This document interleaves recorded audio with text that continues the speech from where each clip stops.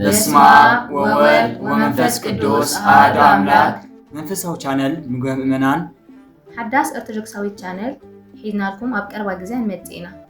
ሰላምታ ይረሳናን ኣብ ኩሉ ሆርናት ትርከቡ ህዝበ ክርስቲያን ኣብዛ ሓዳስ ቻነል ተጸበዩና። ኣብዛ ቻነል ዝተፋላለየ ከም መዝሙር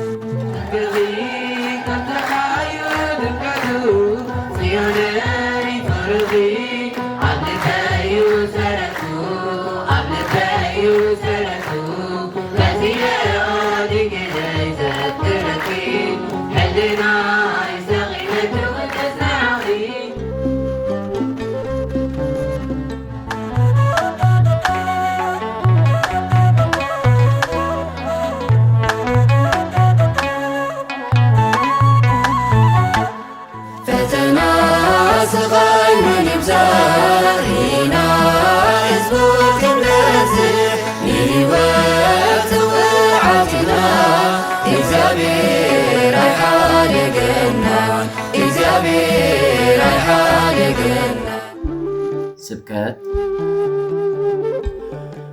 ቢሂግና እንታይና ክንረክብ እንተዳይልና ሐዋርያ ቅዱስ ጳውሎስ ገሊጽዎ ከምዘሎ እግዚአብሔር አምላክ ዘዳለዎ ነገር አለ። ዘአይን ይርየ ወእዝን ይሰማ ውስተ ልበ ሰብ ዘይታለ ዘአስተዳለው እግዚአብሔር ለእለ ያፈቅርዎ አይኒ ዘይራአየቶ እዝኒ ዘይሰምዓቶ በአእምሮ ደቂ ሰባት ተመርሚሩ ክብጻሕ ዘይክእል እግዚአብሔር ነቶም ዘፍቅርዎ ንዘፍቅሮም ዘዳለወሎም ገነት መንግስተ ሰማያት እዩ።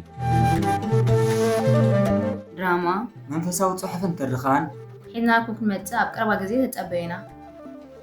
ላይክ፣ ኮሜንት፣ ሼር፣ ሳብስክራይብ አይትረስዑ።